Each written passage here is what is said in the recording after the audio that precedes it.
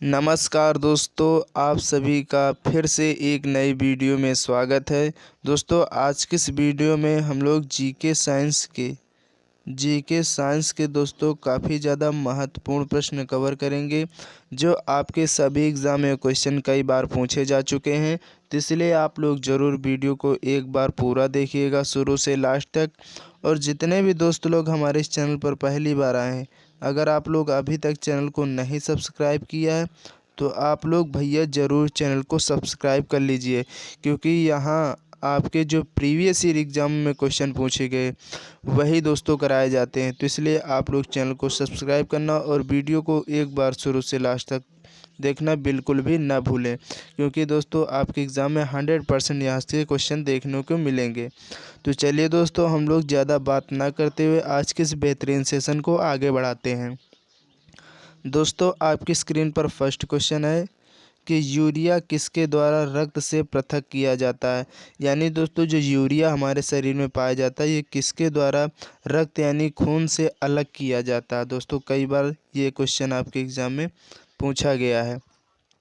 तो दोस्तों, इस क्वेश्चन का सही जवाब हो जाएगा ऑप्शन डी हो जाएगा, गुर्दा के द्वारा। दोस्तों, यूरिया को हमारे जो रक्त होता है उससे अलग किया जाता है हमारे शरीर से। ठीक है, तो आप लोग याद रखिएगा, इस क्वेश्चन का सही जवाब ऑप्शन डी हो जाएगा। इसके बाद नेक्स्ट क्वेश्चन है कि एंजाइम एक क्या है। यानी दोस्तों, जो एंजाइम है वो एक क्या है, विटामिन है या बैक्टीरिया है या बायो उत्प्रेरक है या वायरस है। ये मतलब एंजाइम क्या है।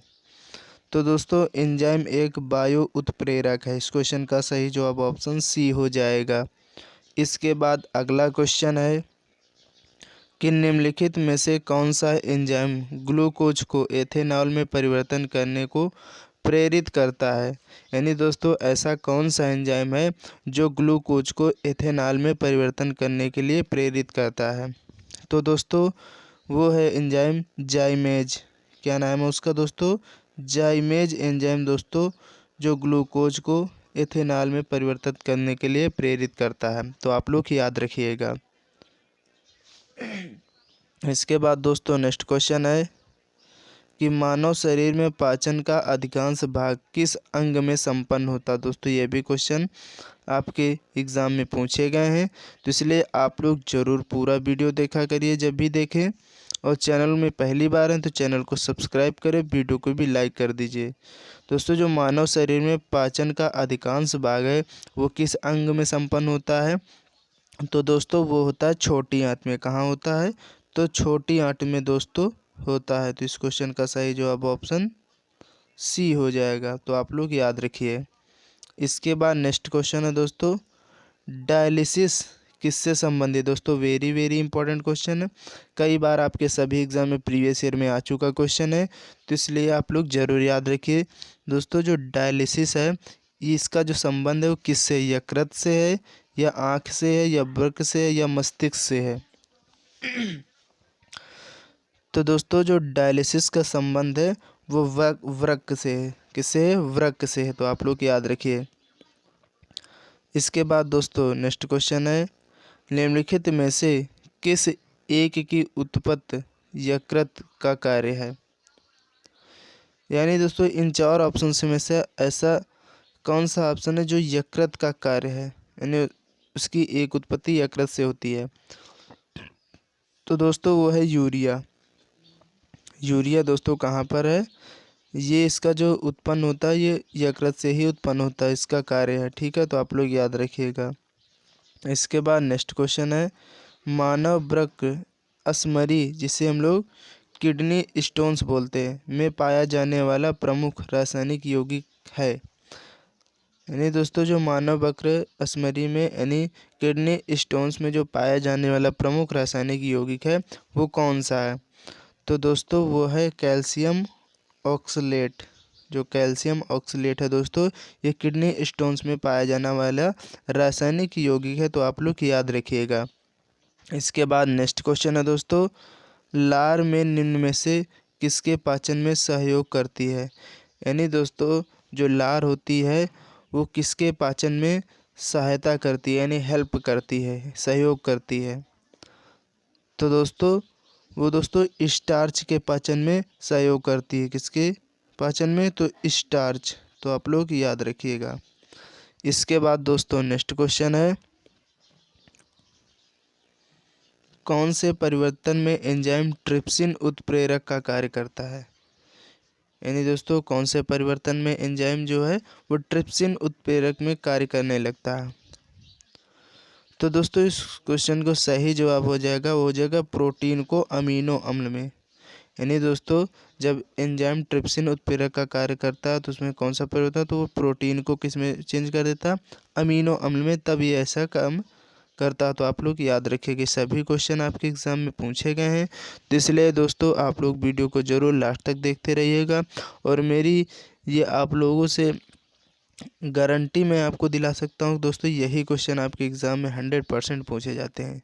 आप कोई भी प्रीवियस ईयर एग्ज़ाम उठाकर देख लीजिए, सभी यानी ये क्वेश्चन किसी न किसी प्रीवियस ईयर में कई बार पूछे जा चुके हैं। तो दोस्तों ये हमेशा आपके एग्ज़ाम में ऐसे क्वेश्चन होते हैं जो रिपीट होते रहे। हाँ, कुछ क्वेश्चन बदल के आ जाते हैं, ठीक है, तो आप लोग ये बात याद रखिएगा। इसके बाद दोस्तों नेक्स्ट क्वेश्चन है, वृक्क के प्रति मिनट औसत रक्त प्रवाह होता है। यानी दोस्तों जो वृक्क में जो 1 मिनट में औसत रक्त प्रवाह होता है वो कितना होता है? तो दोस्तों वो होता है 1200 सीसी। कितना होता है? 1200 सीसी। तो आप लोग याद रखिएगा। इसके बाद दोस्तों नेक्स्ट क्वेश्चन है, मानव तंत्र में निम्नलिखित में से कौन सी एक पाचक एंजाइम नहीं है? यानी दोस्तों इन 4 ऑप्शंस में से कौन सी ऐसा एंजाइम जो पाचक एंजाइम नहीं है? तो दोस्तों वो है गैस्ट्रिन। ये एक पाचक एंजाइम नहीं, जबकि ट्रिप्सिन और टाइलिन और ये पेप्सिन तीनों क्या है? ये पाचक एंजाइम है, ठीक है, तो आप लोग याद रखिएगा। इसके बाद दोस्तों नेक्स्ट क्वेश्चन है कि मानव शरीर में पुच्छ कौन सी संरचना से संलग्न होता है? यानी दोस्तों जो मानव शरीर में पुच्छ होता है वो कौन सी संरचना से संलग्न होता है? तो दोस्तों ये होता है बृहदांत्र से। किससे होता है? बृहदांत्र से दोस्तों ये संलग्न होता है, तो आप लोग याद रखिएगा। इसके बाद नेक्स्ट क्वेश्चन है, एंजाइम मूलतः क्या है? दोस्तों क्वेश्चन पूछा गया है कि एंजाइम मूलतः क्या? वसा है, प्रोटीन है, शर्करा है या विटामिन है? क्या है ये? तो दोस्तों एंजाइम जो है वो एक प्रकार का मूलतः क्या? प्रोटीन है। तो आप लोग याद रखिएगा। अगर दोस्तों हमारी वीडियो पसंद आ रही है तो वीडियो को लाइक कर दीजिए। चैनल में पहली बार हैं तो चैनल को सब्सक्राइब कर दीजिएगा। और आप लोग ज़रूर पूरा वीडियो देखा करें जब भी देखें, और ज़्यादा से ज़्यादा इस वीडियो को अपने दोस्तों तक शेयर भी करते रहिएगा। इसके बाद दोस्तों नेक्स्ट क्वेश्चन है, जब वक्र कार्य करना बंद कर देते हैं तो निम्न में से कौन सा पदार्थ जमा होता है? यानी जम जाता है। यानी दोस्तों जो वक्र हैं वो जो अगर कार्य करना बंद कर दें तो ऐसा कौन सा पदार्थ है जो जम जाता है? तो दोस्तों वो है रक्त में नत्र जनित अपशिष्ट पदार्थ।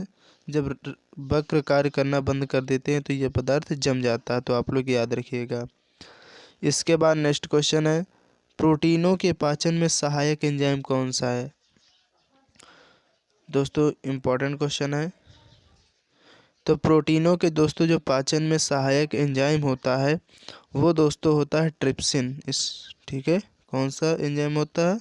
तो दोस्तों वो होता है ट्रिप्सिन। तो आप लोग याद रखिएगा। इसके बाद नेक्स्ट क्वेश्चन है, निम्नलिखित में से कौन मानव गुर्दे का सामान्य कार्य नहीं है? यानी दोस्तों इन 4 ऑप्शन में से ऐसा कौन सा कार्य नहीं है जो मानव गुर्दे नहीं करते हैं? तो दोस्तों वो है रक्त में शर्करा की मात्रा नियंत्रण करना। ये गुर्दे का कार्य नहीं है। अगर बात करें गुर्दे के कौन कौन से कार्य हैं दोस्तों, तो जो रक्त में जल की मात्रा का नियंत्रण करना ये गुर्दे का कार्य है, ठीक है। यूरिया को छानकर बाहर करना ये गुर्दे का कार्य है। कई हार्मोन का ग्रहण करना ये भी गुर्दे, यानी ये 3 ऑप्शन जो हैं ये तीनों गुर्दे का कार्य, बाकी कौन गुर्दे का कार्य नहीं, तो रक्त में शर्करा की मात्रा का नियंत्रण करना, ये गुर्दे का कार्य नहीं। तो आप लोग याद रखिएगा। इसके बाद नेक्स्ट क्वेश्चन है, मनुष्य शरीर में खून की शुद्धिकरण की प्रक्रिया को क्या कहते हैं। अगर दोस्तों हमारे शरीर में खून की अगर शुद्धिकरण हो रहा तो उस प्रक्रिया को हम लोग क्या कहेंगे, यानी क्या कहते हैं। तो दोस्तों उस प्रक्रिया को हम लोग डायलिसिस बोलते हैं। खून का शुद्धिकरण हमारे शरीर में क्या कहलाता है दोस्तों, डायलिसिस कहलाता है। तो आप लोग याद रखें, क्वेश्चन पूछा गया आपके एग्जाम में, खून का शुद्धिकरण की जो प्रक्रिया, जो प्रोसेस है, उसे हम लोग डायलिसिस बोलते हैं। तो आप लोग याद रखें। इसके बाद दोस्तों नेक्स्ट क्वेश्चन है, स्टार्च को जल अपघटन से ग्लूकोज बनाने वाला एंजाइम है। यानी दोस्तों अगर स्टार्च को जल अपघटन से ग्लूकोज बनाने वाला जो एंजाइम है वो कौन सा एंजाइम है। तो दोस्तों उस एंजाइम को हम लोग एमाइलेज एंजाइम बोलते हैं। क्या बोलते हैं, एमाइलेज एंजाइम। ठीक है, तो आप लोग याद रखें।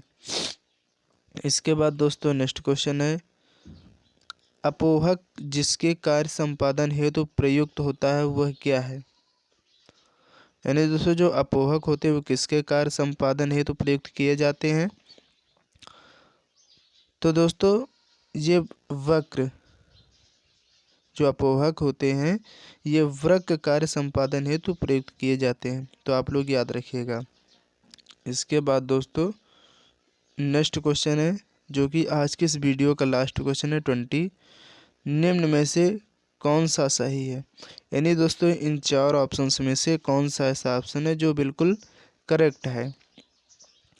तो दोस्तों इस क्वेश्चन का जवाब आप लोगों को कमेंट बॉक्स में बताना है।